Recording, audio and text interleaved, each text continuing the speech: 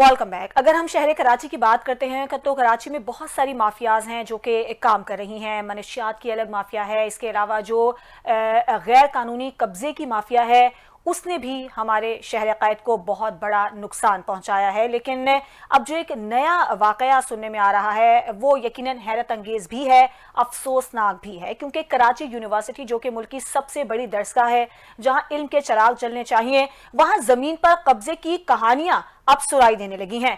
पहला वाक़या हमने सुना था सिल्वर जुबली गेट के सामने का, फिर दूसरा खत्म नबुव्वत चौक के करीब अब ये सुनने में आ रहा है। दोनों जगहों पर यूनिवर्सिटी की जमीन पर तजावुजात खड़ी करने की कोशिश की गई है।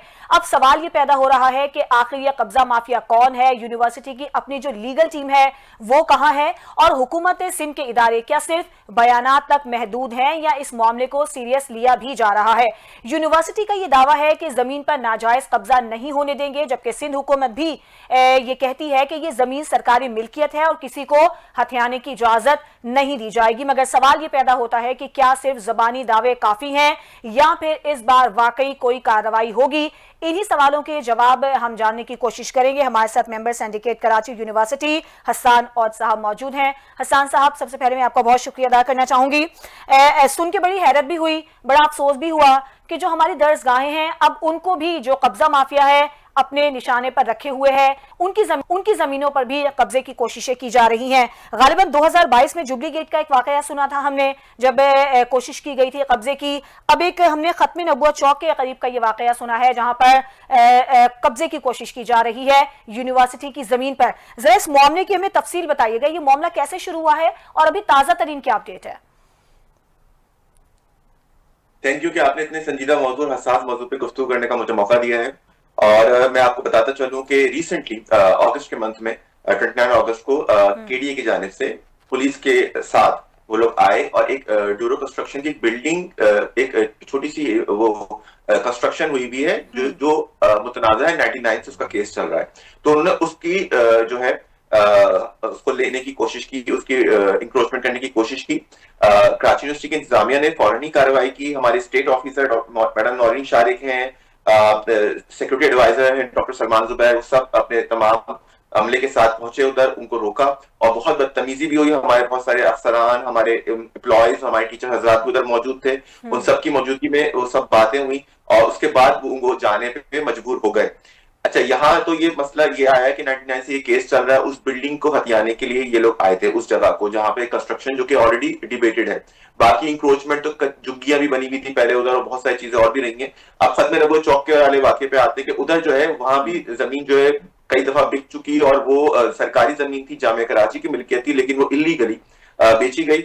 और उसके बाद जो है अब उधर पेट्रोल पंप की तामीर का सिलसिला हुआ और उस पर सिंडिकेट का इजलास फौरन बुलाया गया। मैं यहाँ बताता चलूं कि जामिया कराची में कभी भी तारीख में जमीन के मामले पे सिंडिकेट का इजलास नहीं बुलाया गया। Syndicate is a representative body और जहां तमाम स्टेक होल्डर्स के रिप्रेजेंटेटिव मौजूद होते हैं, जहां हुकूमत सिंध के नुमाइंदे भी होते हैं, एचसी के नुमाइंदे भी होते हैं और कराची यूनिवर्सिटी के इकाइयां जितनी भी है, टीचर्स, ऑफिसर्स, उन सबके नुमाइंदे भी उधर मौजूद होते हैं। उन सबकी मौजूदगी में सबको ब्रीफ किया गया और इस पे मशवरा लिया गया कि मुशावरत की गई कि क्या करना चाहिए।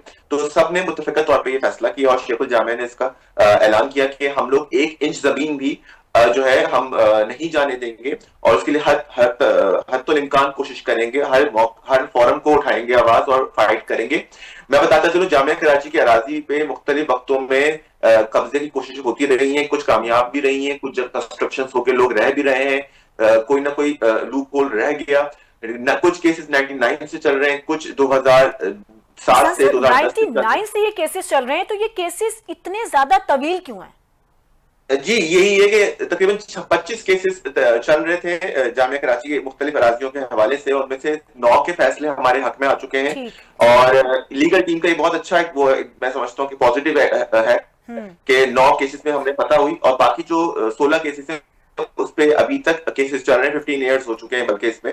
तो इस पे अभी सिंडिकेट ने फैसला किया कि लीगल फर्म हायर की जाएगी जो कि इस मामले को देखेगी कि कौन सी टीम, किसकी स्पेशलिटी है, किस लीगल फर्म की इस मामले पे, ताकि इसको इस प्रोसेस को स्पीड अप किया जाए और जमीनें वापस ली जाए। मैं एक और बात यहाँ बताता चलूं कि इतने सारे केसेस चल रहे हैं, ये केसेस हम जीत भी जाते हैं तो जो है बहुत सारी इंक्रोचमेंट्स ऑलरेडी स्टैब्लिश हो चुकी होती है, लोग रह रहे होते हैं बिल्डिंग्स में, ये सब चीजें होती हैं। फिर आपको पता है कि सुप्रीम कोर्ट में जाया जाता है, ये सिलसिला जो है डेकेड्स तक, दिहाइयों तक चल जाता है, और उस वक्त तक कंस्ट्रक्शन होके लोग अपना फायदा भी उठा लेते हैं सारा। सामने ही हसन साहब जरा मुझे ये बताइएगा, अभी यूनिवर्सिटीज वजीर आला सिंध के अंडर आ रही हैं? जी बिल्कुल, वजीर आला सिंध के तो अंडर आ रही है। उन तक ये बात गई है? जी बिल्कुल, उन तक ये बात गई है। और यकीनन जब केडीए के अफसरान आए थे तो आपको पता है कि केडीए में जो है जो ब्यूरोक्रेसी है और जो किन लोगों का सियासी उधर असर रसूख है, और हमारे साथ सिंडिकेट में सेक्रेटरी बोर्ड मौजूद थे, उन्होंने तो इस बात का वादा किया और वादा भी किया कि जामिया कराची की प्रोटेक्शन के लिए हद्दुल इम्कान कोशिश की जाएगी, और सीएम सिंध और जो भी इदारे हैं उन सबसे बात की जाएगी। सीएम सिंध से कोई आपका राबता हुआ बराह रास्त, या किसी के थ्रू कोई बात हुई है, या खुद उन्होंने इस मामले को देखा है? क्योंकि आप बता रहे हैं कि अक्सर कब्जे की कोशिश की जाती रही है। डायरेक्टली अभी तक सीएम सिंध की तरफ से कोई ना कोई वो आया है, स्टेटमेंट आया है, ना ही हमने कांटेक्ट करने की कोशिश करी है, लेकिन उनकी तरफ से कोई अभी तक बयान नहीं आया है। मैं यहाँ एक बात बताता चलूं कि जो है हमारे जो यूनिवर्सिटी ऑफ कराची की लैंड है वो सर्वे ऑफ पाकिस्तान से मंजूर शुदा है, और उसकी वेरिफिकेशन 2009 में दोबारा हुई है। ये नहीं है कि 1954 की हुई थी और हुई, हमने दोबारा वेरिफिकेशन कराई है।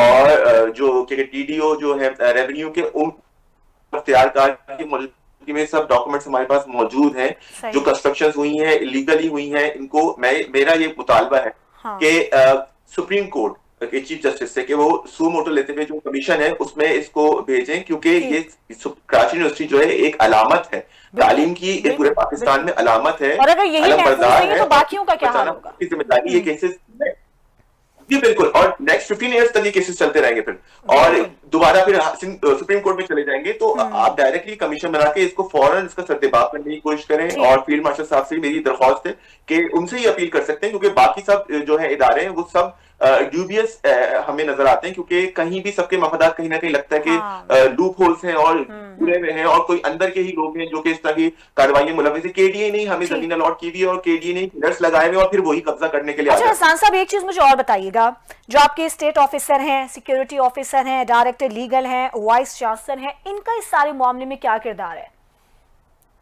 जी बिल्कुल, वाइस चांसलर साहब ने, मैं ये बताता चलूं कि पहली बार ऐसी सिंडिकेट बुलाई जिसमें और उन्होंने उन्होंने बोला मैं ऑन ग्राउंड खुद रहूंगा और एक इंच जमीन भी नहीं जाने दूंगा। हमारी स्टेट ऑफिसर साहबा मैडम नौरीन शारिक जो है, ये अभी रिसेंटली उन्होंने स्टेट ऑफिसर का चार्ज संभाला है सन 2020 में, और वो जाहिर बात है ये केसेस तो 99 से चले आ रहे हैं, लेकिन माशाल्लाह उनकी इतनी अच्छी कंट्रोल है और ग्रिप है चीजों पे, और उन्होंने जिस तरीके से जामिया कराची के अंदर भी जो मसाइल थे, जो बहुत सारे लोगों ने छोटी छोटी इंक्रोचमेंट्स की भी होती हैं, उन सबको, जो लोग नादहिंदा थे, जो कैंटीन वाले पैसे नहीं दे रहे थे, उन सबको लीगल दायरे में लाते हुए सब चीजें बहुत ही बैलेंस की हैं, बहुत ही ब्लैक एंड व्हाइट में की हैं, और मैं उनको बहुत खराज तहसीन पेश करता हूँ कि उनकी वजह से ही ये कब्जे अभी तक बचे हुए हैं, वरना ये हो जाते। दूसरी बात ये कि हमारे जो सेक्रेटरी एडवाइजर हैं वो भी बहुत मुतहर्रिक हैं, और इस तरीके से, क्योंकि आपको पता है कि जो कराची यूनिवर्सिटी के जो असातिज़ा कराम है या अफसरान है वो पढ़े लिखे लोग होते हैं, वो कोई गुंडा डकैत नहीं होते या असला बरदार नहीं होते कि वो जाके लड़ाइयां करें गली मोहल्लों में जाके। तो उसके बावजूद इतना दिल गुर्दा दिखाना, उधर पहुंचना अपनी पूरी टीम को लेके, मैडम नौरीन का और डायरेक्टर, वो सब जो है रजिस्ट्रार साहब हमारे। सरपरस्ती कौन कर रहा है? कुछ पता चला? किसी का नाम लेना बिल्कुल गैर मुनासिब है, क्योंकि किसी के सब ये सब जो है हवाई बातें हैं। किसी के ना खिलाफ एविडेंस है स्ट्रॉन्ग कि कोई कौन सी पार्टी या कौन सा ग्रुप इसमें इन्वॉल्व है, तो there is no evidence. Actually आपको पता है माफिया इतनी स्ट्रॉन्ग होती है, किसी एक का सामने ग्राउंड में कुछ और लोग होते हैं, पीछे कुछ और लोग होते हैं। आपको पता है पूरे कराची के सूरत हाल आपको पता है कहाँ कहाँ एक ही बिल्डर ने 10 जगह 10 स्कीमें अनाउंस करके लोगों से पैसा लेके, और जमीन में कुछ भी काम नहीं है, सिर्फ ऐसी जो है रिहायशी इमारत जो खलाई बनाई नहीं है। तो इसी तरीके से जामिया कराची की जमीन तो आप ये देखेंगे, जामिया कराची के लोग मौजूद हैं, इंतजामिया मौजूद है, सिक्योरिटी मौजूद है, रेंजर्स अंदर मौजूद है, हम सब मौजूद है, 45,000 स्टूडेंट्स मौजूद है, उसके बावजूद भी कब्जा हो रहा है। तो आप सोचेंगे माफिया कितनी स्ट्रॉन्ग होगी। मैं एक और बात यहाँ मैं बताता चलूं कि जामिया कराची की जो ये प्लानिंग होती है, याद रखिए किसी भी जामिया की जो प्लानिंग होती है वो नेक्स्ट 50-100 इयर्स की होती है। लोग ये कहते हैं सारी जमीन फालतू पड़ी हुई किसी काम में आ जाए, ये जमीन जो है जामिया जब भी बसाई जाती है वो शहर से बाहर बताई जाती है, जब भी उनके कैंपसेस भी होते हैं, कुछ भी होते। ठीक। और अब कराची शहर इतना वसी हो चुका है कि ये जामिया शहर से बाहर के भी शहर के अंदर आ गई है, बल्कि शहर के मिड में आ गई है। और ये समझते हैं कि लोग जमीन खाली है तो इसको इस्तेमाल में लिया जाए, कमर्शियल पर्पसेस के लिए यूज किया जाए। ये इलीगल है, ये अलाउ नहीं है। ये जामिया नेक्स्ट 50 इयर्स के लिए एक्चुअली प्लानिंग करती है कि नए डिपार्टमेंट। अच्छा हसान साहब, वक्त जरा कम है, जरा लास्ट में मुझे ये बताइए कि जो जमीन है इसकी मालियत करोड़ों में है, अरबों में है, क्या मालियत है अंदाजा? अरबों में जी। अच्छा ठीक है, बहुत शुक्रिया। Member syndicate Karachi university Hasan और साहब हमारे साथ मौजूद थे। और जो कराची यूनिवर्सिटी पर कब्जे की कोशिशें की जा रही हैं उसको किस तरह से डील किया जाएगा और क्या इस वक्त सोचा जा रहा, उन्होंने ख़ास तौर पर अपील की है कि इस मामले को खुद देखा जाए, किस आला हुकाम इस मामले को देखें, क्योंकि कराची यूनिवर्सिटी जैसी दरसगाह की ज़मीन पर कब्जे की कोशिश, सवाल अब यह है कि क्या सिर्फ दावे काफ़ी होंगे या फिर अमली कार्रवाई भी होगी। और एक और अहम बात यह भी है कि आला हुकाम को इस जानिब देखा होगा, क्योंकि ये अखलाकियात के लिहाज से भी ज़रा देखा जाता है कि एक दरसगाह जहाँ पर लोग तालीम हासिल करते हैं वहाँ पर माफिया का जो है वो कब्जा करने की कोशिश की जाए। आज के प्रोग्राम से इजाज़त दीजिए, अल्लाह हाफ़िज़।